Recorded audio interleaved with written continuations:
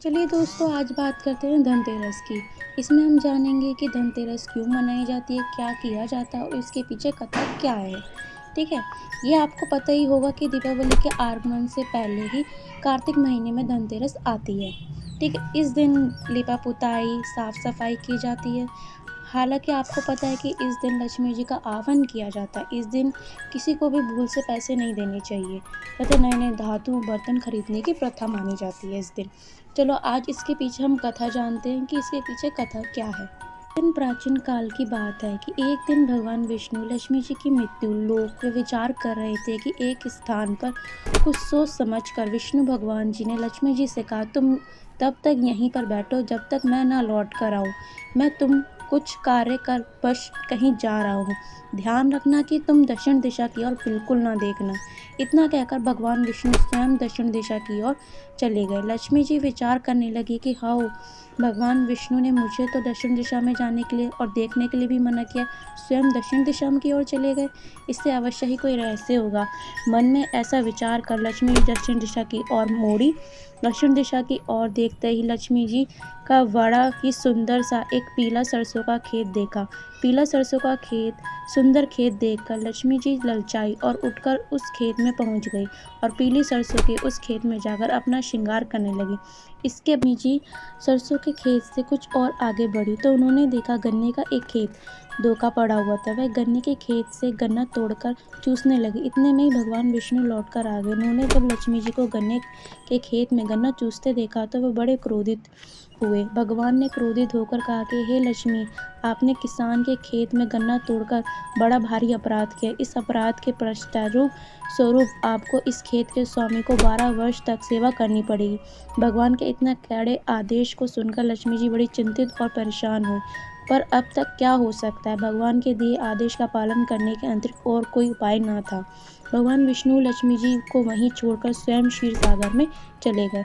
विवश लक्ष्मी जी भगवान की आज्ञा मानकर उस खेत के स्वामी किसान के घर चली गई और उस किसान की सेवा करने लगी तथा लक्ष्मी जी के किसान के घर आते ही उसकी उन्नति होने लगी। कुछ ही समय में उसका घर धन धान से भर गया। वह एक संपन्न किसान बन गया। वह किसान लक्ष्मी जी की कृपा से धनी हो गया। फिर भी लक्ष्मी जी को पूरे 12 वर्ष तक उनकी सेवा व दासी बनकर रहना पड़ा। जब 12 वर्ष का समय व्यतीत हो गया तो एक दिन लक्ष्मी जी को अपने साथ लेवा ले जाने के लिए स्वयं भगवान विष्णु उस किसान के घर पहुंचे। भगवान विष्णु ने अपने साथ लक्ष्मी जी को लेकर ले जाने के लिए कहा तो किसान ने भगवान के साथ लक्ष्मी जी को ले जाने से रोक दिया। जब भगवान ने देखा कि किसान किसी भी तरह से लक्ष्मी जी को उनके साथ जाने देने के लिए राजी नहीं हुआ तो उसने किसान को भगवान ने कहा कि तुम सब परी जाकर गंगा स्नान करके आओ। गंगा स्नान के समय ही तुम इन 4 कोड़ियों को गंगा जी में छोड़ देना। जब तक कोई लौट कर नहीं आओगे तब तक हम तुम्हारे यहाँ ही रहेंगे। ये बात का वचन देते हुए भगवान विश्वास करके किसान के सपरिवार गंगा स्नान करने चले गए। गंगा जी में स्नान करने के बाद जैसे ही किसान भगवान की दी हुई 4 कोड़ियाँ गंगा जी में छोड़ने लगा, वैसे ही गंगा जी के जल में से 4 कोड़ियाँ हाथ पर प्रकट होकर 4 कोड़ियाँ लेके आ गए। किसान ने जब देखा ये चमत्कार तो गंगा जी से कहने लगा कि हे गंगा जी, कृपया करके तो ये बताइए कि आपके अंदर से ये 4 हाथ किसके निकले। इस पर गंगा जी बोली, ये 4 हाथ तूने देखे थे, ये मेरे ही हाथ हैं। पर तू ये तो बता कि मुझे भेंट करने के लिए ये तेरे को 4 कोड़ियाँ ही लाया।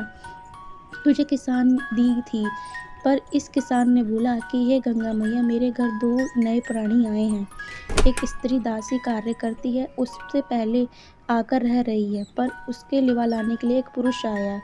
वह आज ही आया और उसी से मुझे 2 कोड़ियाँ दी है। किसान की ये बात सुनकर गंगा जी बोली, तेरे घर जो स्त्री पहले से रह रही है वह स्त्री स्वयं धन की देवी लक्ष्मी जी है और जो पुरुष आए हैं वह स्वयं विष्णु भगवान है। मेरी सलाह मानकर तू लक्ष्मी जी को अपने घर से कभी ना जाने देना, अन्यथा तू फिर पहले की तरह गरीब हो जाएगा। गंगा जी की सारी बात जानकर वह किसान अपने घर आया और विष्णु भगवान से लक्ष्मी जी की ओर संकेत कर बोला, मैं इनको अपने घर से कभी नहीं जाने दूंगा। इस किसान की समझते हुए भगवान विष्णु ने कहने लगे, लक्ष्मी जी से कुछ गलती हो गई है, उसी दोष के कारण मैंने इनको 12 वर्ष तक तुम्हारे यहाँ रहने का दंड दिया था।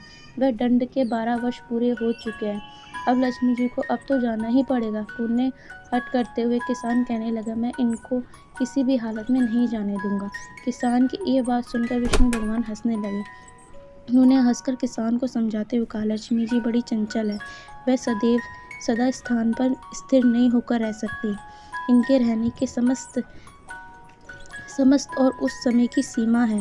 तुम तो क्या, तुम्हें कोई भी कई गुना शक्तिशाली व्यक्ति भी अपने ही लक्ष्मी को सदा के लिए रोक नहीं सकता। भगवान के इस प्रकार समझाने पर किसान नहीं माना, हटकर अड़ा ही रहा। वह बोला, मैंने सब ज्ञान, मुझे गंगा जी ने बता दिया है कि आप कुछ भी कहिए, मैं लक्ष्मी जी को अपने यहाँ से नहीं जाने दूंगा। किसान की ऐंठ देखकर लक्ष्मी जी उनसे बोली, हे किसान, यदि तुम मुझे अपने यहाँ रोकना ही चाहते हो तो मेरी बात सुनो।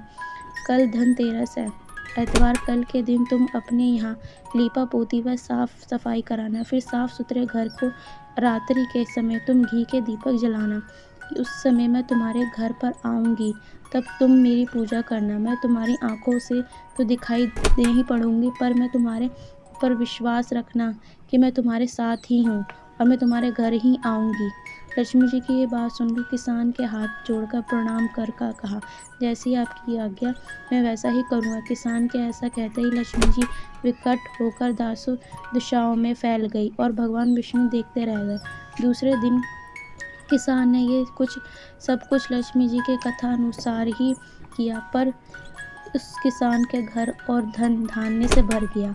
इसके बाद तो वह किसान प्रतिवर्ष इसी प्रकार भक्ति भाव से नियमित रूप से लक्ष्मी जी का पूजन करने लगा। उनसे कभी अपना कर्म भंग नहीं किया। वह जीवन भर लक्ष्मी जी की पूजा करता रहा और लक्ष्मी जी की कृपा से उसका घर भी सदैव धन धान्य भरपूर बना रहा। उसको देखकर कुछ और व्यक्ति ने भी उनसे पूछा कि उन्होंने सारी बात बताकर वह अन्य व्यक्ति को भी लक्ष्मी जी के किसान की तरह ही पूजा करने लगे। सबको लक्ष्मी जी ने किसान की तरह ही सुख किया। तब से धनतेरस के दिन लक्ष्मी जी की पूजा करने की प्रथा प्रचलित है। ये लक्ष्मी जी उस गरीब किसान की तरह तुम मुझ पर भी अपनी कृपा करना, अपने सब भक्तों पर इसी प्रकार की कृपा करना है। कथा यहाँ पे समाप्त होती है। आप सभी को धनतेरस की हार्दिक शुभकामनाएं।